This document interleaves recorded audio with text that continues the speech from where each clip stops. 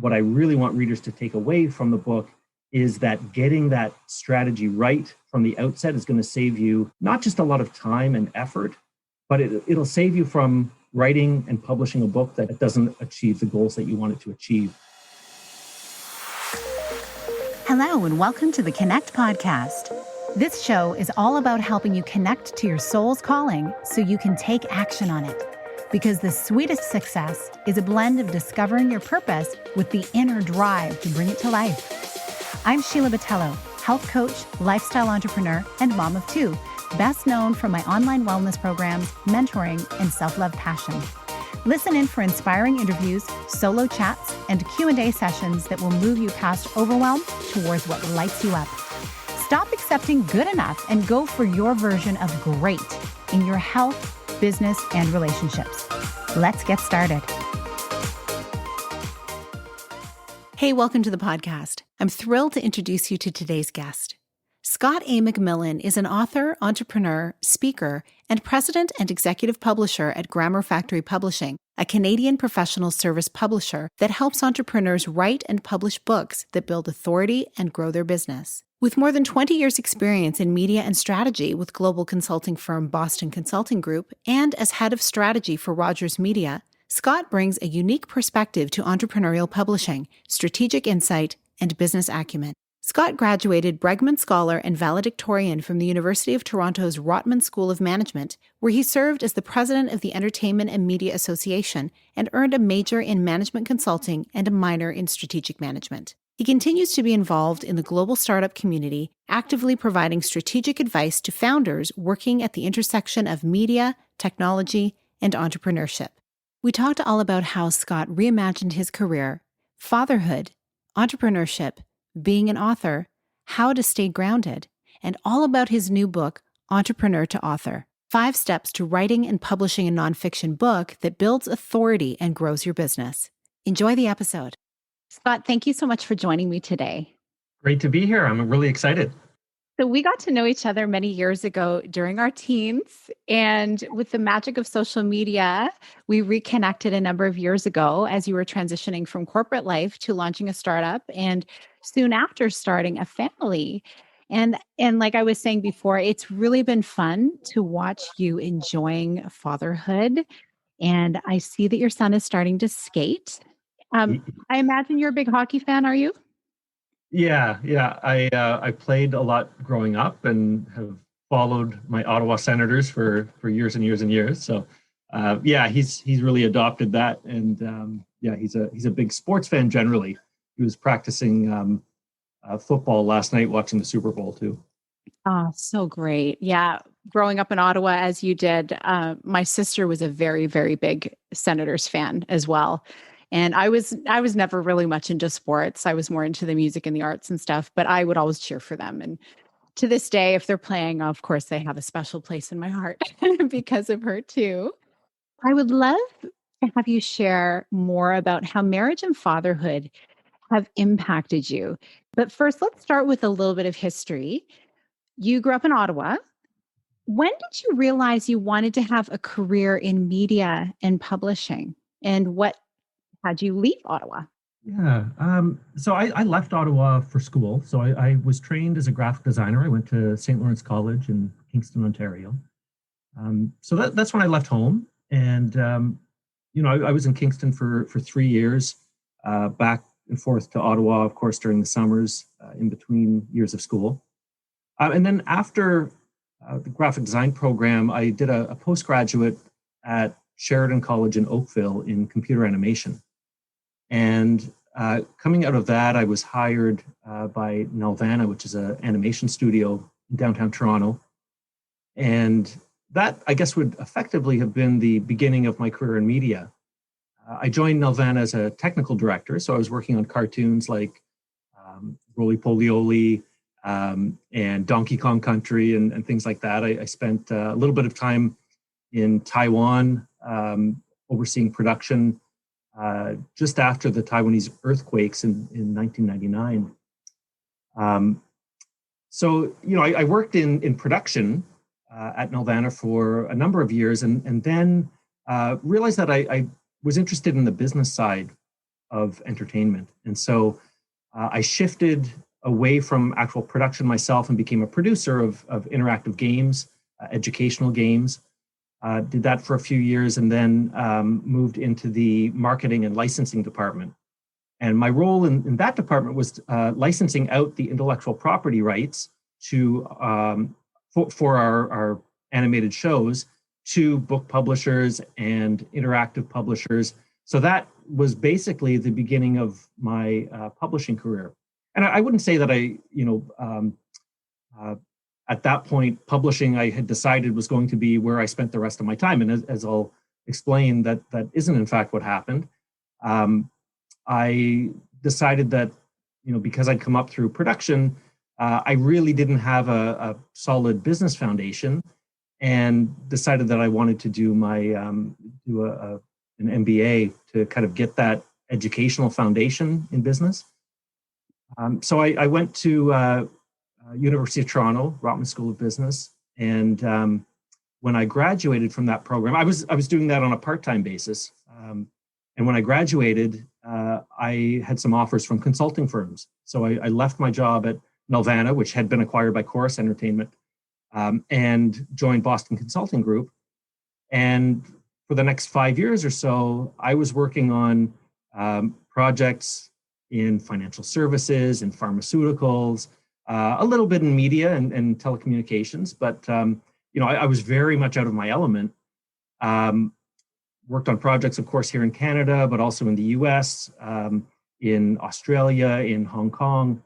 And, through that experience, I was really put out of my comfort zone, but it was empowering in that it showed me that I could be dropped into a situation that I was unfamiliar with and figure it out, right?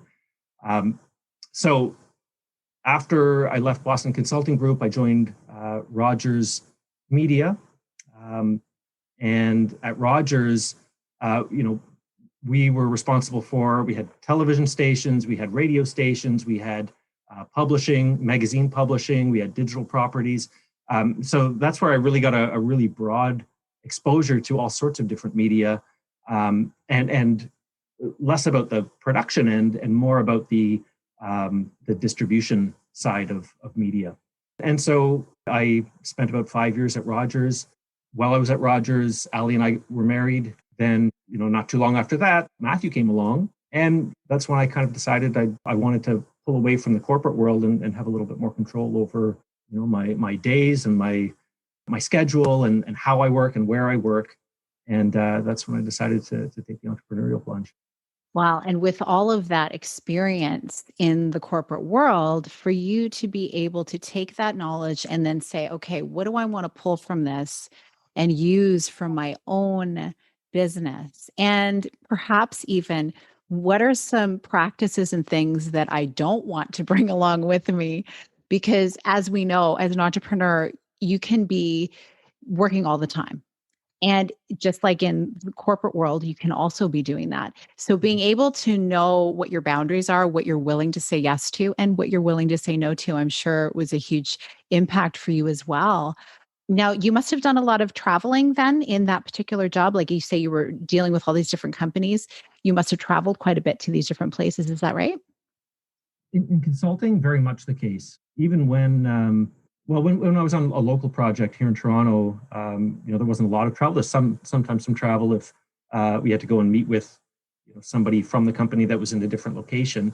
But often I was staffed on projects in New York City, and so I'd be flying out Sunday evening in New York until Thursday evening, and then flying back to Toronto on Fridays. When I was on project staffed in Australia or Hong Kong, I would actually relocate there, which was great at the time because Ali and I were together, but we weren't married at that point.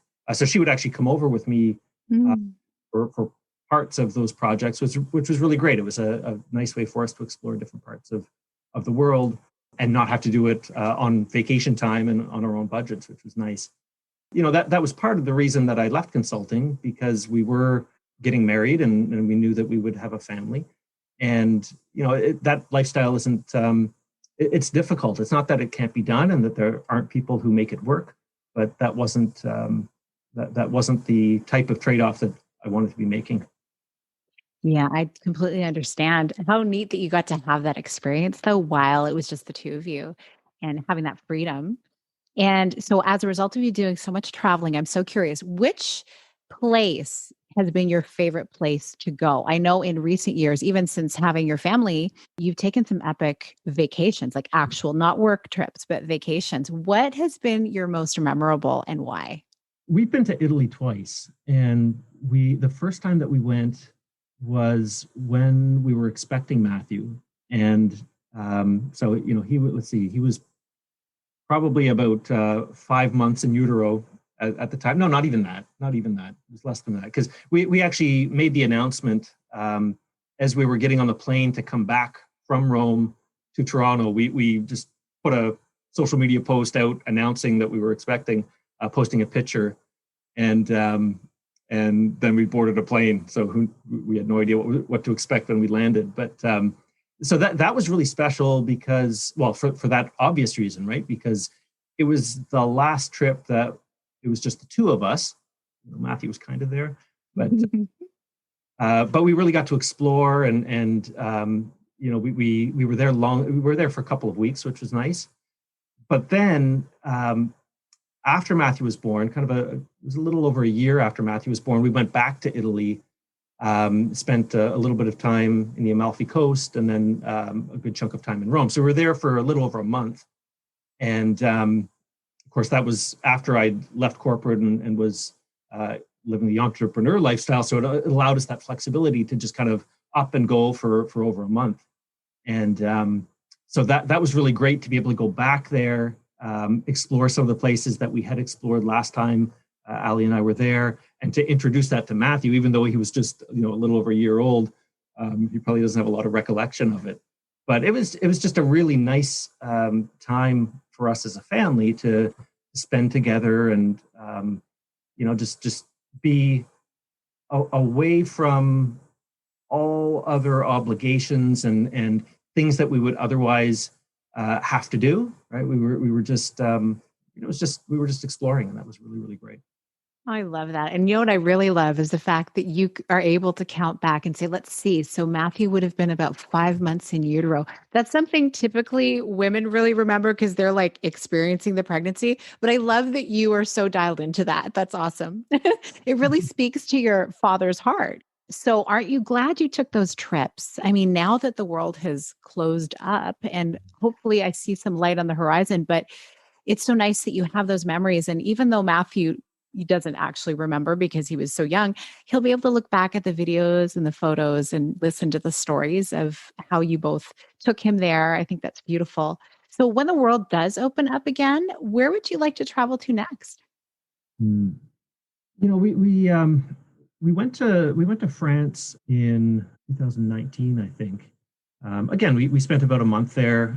We had some friends that were getting married in Corsica. And so we took the opportunity to go over, and we invited some of our friends, because we've got some friends who have little boys that are pretty much the same age as Matthew. And so we spent a couple weeks in Paris. We spent a week or so in the south of France, and then a week in Corsica. And we because there were so many of us, we could rent a big villa, and the boys could just run around and play, and swim and do all of that. So we really enjoyed that experience. And Matthew does have some memories of that, because that was about a year later. He was a little over 2 at the time. So he'll still, anytime he sees the Eiffel Tower, he'll point and say Eiffel Tower. And so I think it would be really nice to go back to France, particularly to Paris, because he has little recollections, but I think being able to solidify that, and he's picking up a little bit of French. He can sing the Canadian national anthem in French, so there's enough that he could latch on to and really enjoy. And so I think that would be high on the list. Going back to Trinidad to see Ali's family, I think would be up on the priority list as well. He hasn't seen them since he was probably 4 months old. Hmm. So that, apart from those that have come up to Canada to visit, but there are so many places that we'd love to go, but I think those two are really high in the priority list. Oh, yes. The Caribbean, for sure. Absolutely. And the fact that there's family there, that's so beautiful. And of course, a villa in Corsica. Yeah, you're speaking my language. Absolutely. And, although travel has been at a standstill, I love that. And this is what I remember of you on Instagram. Last March, you began a fun practice of mixing some fancy cocktails at home. And I believe you called them hashtag quarantine cocktails. Right. So, how did that start? I'm more of a kombucha girl with the odd glass of Malbec, but it was really fun to see what you were mixing up next. They were so beautiful to look at. How'd that start? I like cocktails. If I'm out, I'm not a big fan of beer. I like a nice wine, but cocktails, there's just so much variety. I've always enjoyed mixing, but few years back, my friends for my birthday, I think it was, bought me a Bar Chef book. And for those of you from Toronto, you might know Bar Chef on Queen Street. They're mixologists, have some really incredible cocktail recipes. And so, I had this. It's a gorgeous coffee table style book, and the recipes are not easy. It's the ingredients, the ingredient list are many things that you wouldn't have just sitting in your pantry. I just figured we were on lockdown. We got lots of time on our hands.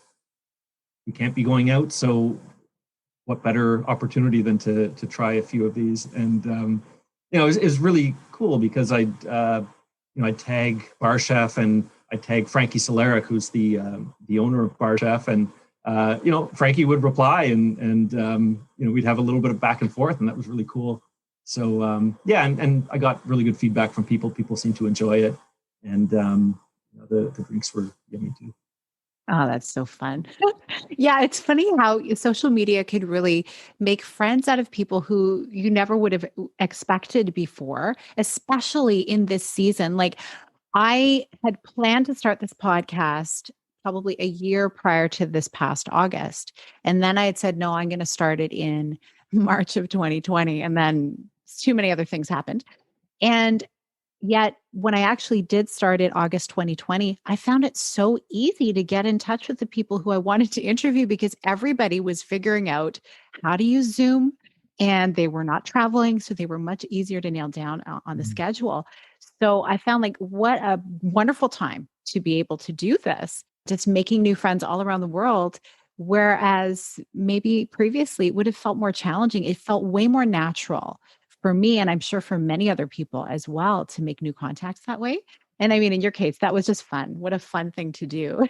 I really enjoyed looking at those posts. What has really stood out to me as I see the incredible career you've had in the media space, you alluded to the fact that you wanted to have more control of your time, more autonomy, time to be with your family, which is what launched you into being an entrepreneur. And I would imagine too, just the desire to have ownership, to be able to really dictate, well, what can the future look like and who you're catering to as well. You also, you just really place such a high value on quality of life, I feel, and being there for the many moments of fatherhood that present themselves. So, how would you say this was modeled for you in your life, the importance of family? That's a good question. My dad's a minister. On one level, it'd be easy to think, there's such little similarity between, being a church minister and somebody being an entrepreneur. But the reality is, my dad started the church in Canada as an offshoot of the church that we went to growing up. And effectively, he was building an organization from the ground up, right? And he saw a need in the community. Canada at the time was very small. There weren't a lot of churches. And, he saw a need and he took it upon himself to fill that need. And that's not dissimilar from what an entrepreneur does.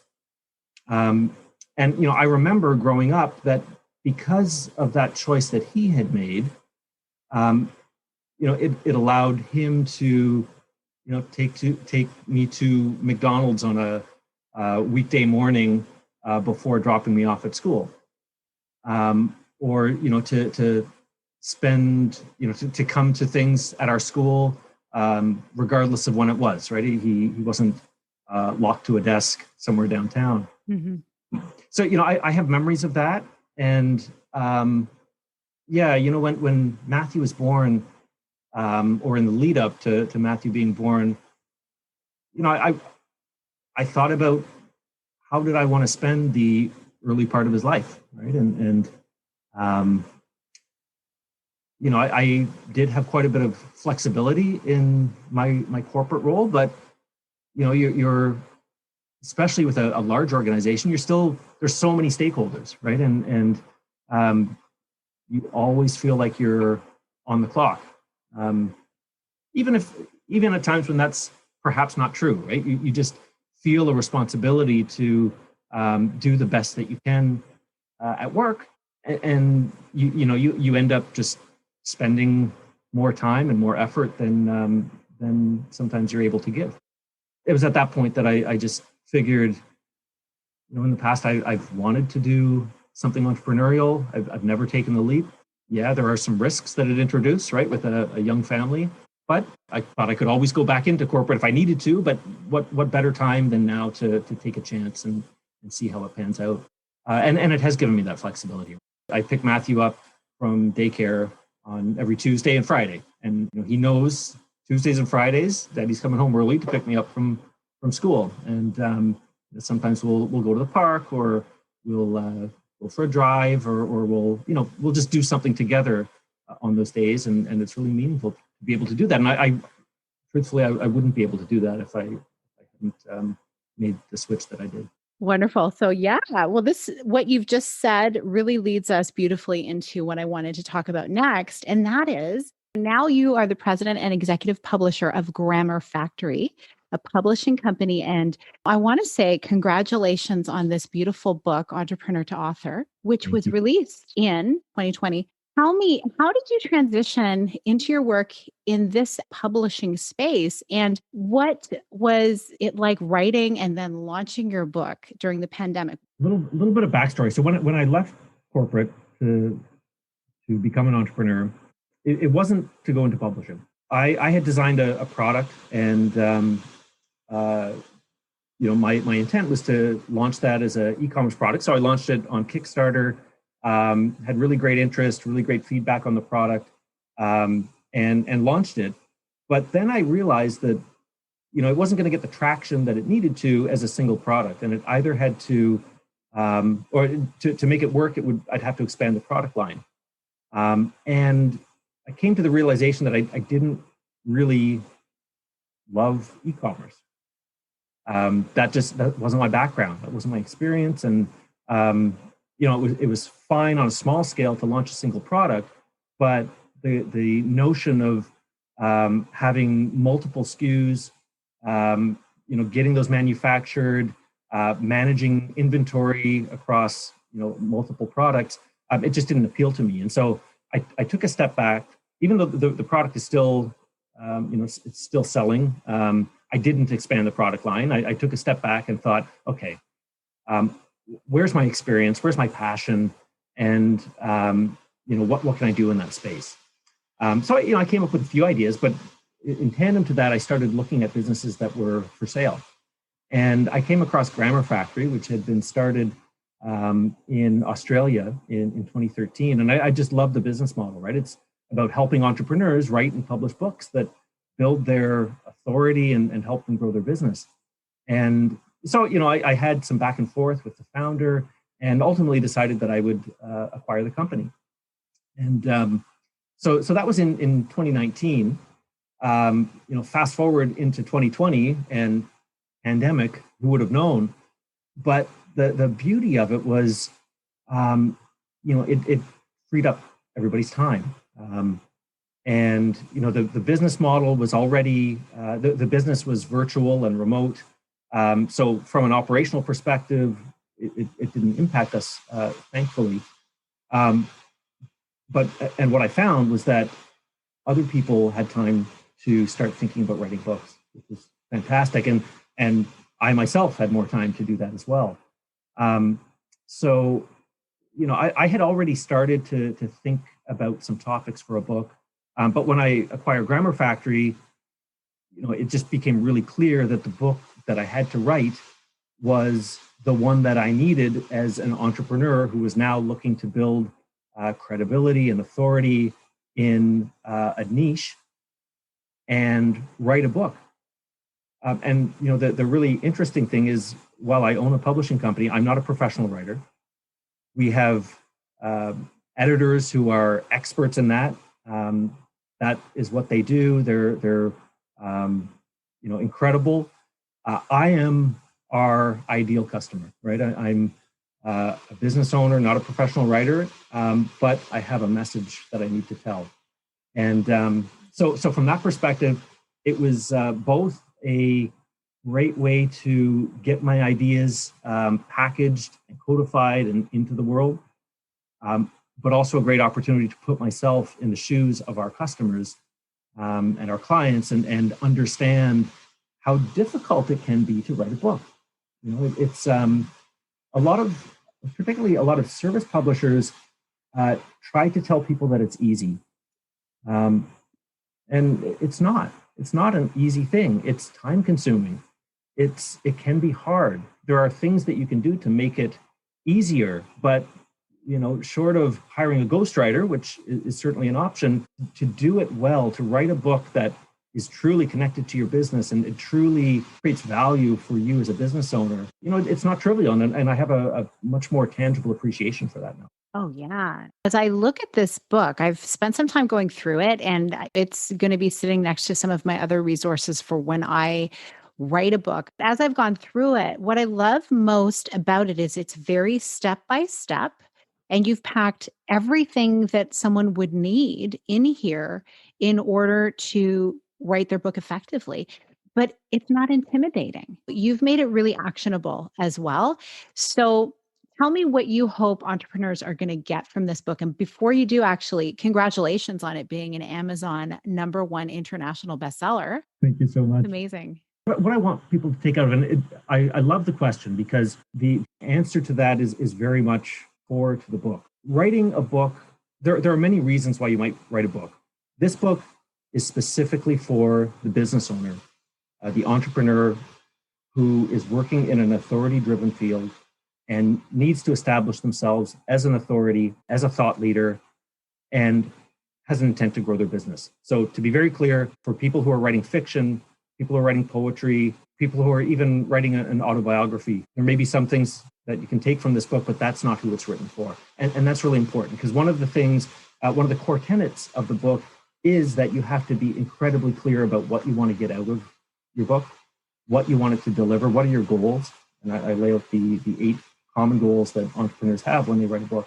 And you have to be incredibly clear about who your ideal reader is, the question that you want to answer for them or that they want answered when they read your book, and your solution to that central question. So that strategy piece is foundational. And what I really want readers to take away from the book is that getting that strategy right from the outset is going to save you not just a lot of time and effort, but it'll save you from writing and publishing a book that just doesn't do anything for you, that doesn't achieve the goals that you want it to achieve. And that is what I think is missing from a lot of the resources that are out there today on the topic, because there's no shortage of them. There are a lot of books about writing, a lot of books about publishing, but what was missing in my eye was that strategic link between the book and the business. And that's what I hope readers get out of it. Yeah, and there's so much goodness in here because of that. Like the way we're marketing books now, the way everybody is buying online. And I know it's interesting. You were sharing that you wanted to get out of e-commerce, and yet, interestingly, publishing is so much that way, but it's a bit of a different model. And the interesting thing about marketing a book is that readers buy books. They don't just buy one, they buy a variety. And especially entrepreneurs are big readers. And whether they're buying it like you have it on Kindle, or I don't know if this isn't really a book, I don't think that it would lend itself super well to an audiobook because there's so much detail. You'd really want to look at it, I think. To be able to use it as a reference is a wonderful thing to go back, and actually be going through the steps and using it to guide you through the process is beautiful. So yeah, it would be sitting in a beautiful prominent space on many entrepreneurs' bookshelves, I'm sure, which is why it's a bestseller, which is great. And I'm sure you're going to see the numbers rise and rise. So yeah, congratulations on the book and congratulations on finding this path into publishing that, as you mentioned, it was not planned, but it's probably better than what you would have been known to plan. It's pretty exciting. So, what is next for you now that this book is out? I would imagine you're doing a lot of promotion, like in Zoom, things like this, podcasts, et cetera, and not doing all the traveling that you would normally have had to do to launch a book, which is kind of a blessing in disguise. Are you finding that promoting your book virtually has more ease to it than you would have imagined? Or, what have your expectations been and how has it been going? Yeah, I mean, to be honest, it's probably not all that different from how I would have promoted it anyway. Um, Certainly the traditional route is to do a book tour. That model, I think, is still something that is useful at the top end, right, with your Stephen Kings and your big name authors. But it's not necessary for the entrepreneur, right? We're not writing a book to sell copies. I frankly, I have 70 copies sitting over on my other desk, just waiting to sign and send out for free to a bunch of people, because that's the model, right? It's about getting your book into the hands of people who are your ideal customer, and showing them value, providing value, and and ultimately growing your business. So. Yeah, I don't think it's actually that different from how I would have promoted it anyway. But to your point, I have more time. I'm not out pitching in person. So from that perspective, it's really lined up nicely. The benefits of the pandemic, notwithstanding all of the downsides, of course. Yeah. And that I think is the beauty of the entrepreneurial spirit is finding a different way, finding a way to pivot, finding a way to find a new customer, even in the midst of who knows what to expect. And often finding a new vision for your future.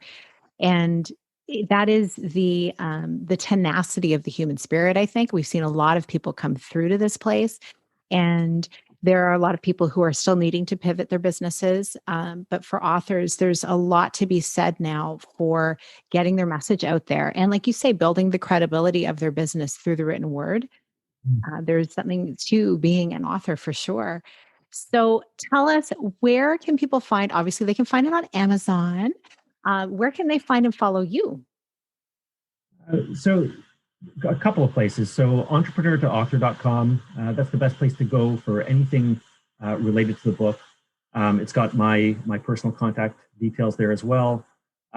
Related to Grammar Factory, publishing business, grammarfactory.com, got 150 to 200 blog articles there on all sorts of different topics to support the entrepreneur-to-author journey. And I'm quite active on LinkedIn. So look me up, Scott A. McMillan on LinkedIn, and that's a great way to connect with me as well. Wonderful. Well, before you go, as you know, my focus is very much on helping people simplify their wellness so that they can live their purpose more fully and energized while doing so.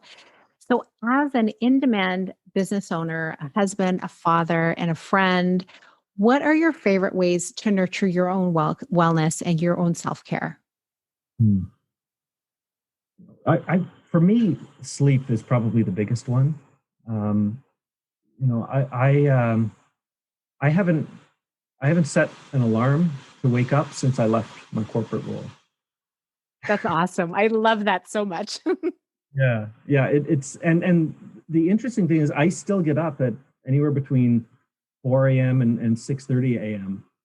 And but I don't set an alarm, and when I think about how that is possible, first and foremost, it's because I love what I do, right? I look forward to waking up in the morning and getting down and starting the day. So that has been critical to allowing me to do that. Then 2 is habit.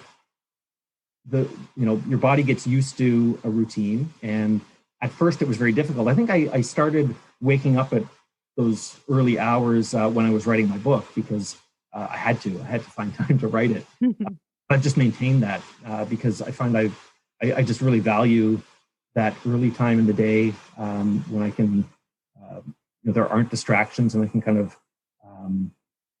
just be alone with my thoughts, which I really value.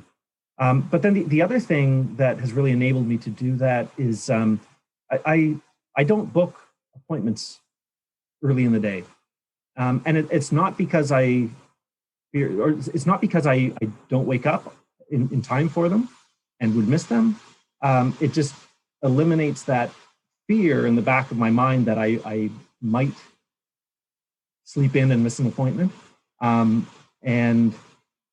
Because that's not going on in the back of my mind, it frees me up to not worry about that, right? So I'll book things later in the day, and know that I'm going to get up, I'm going to have a productive morning, and then the things that actually have to happen at a set time of day just happen later in the day.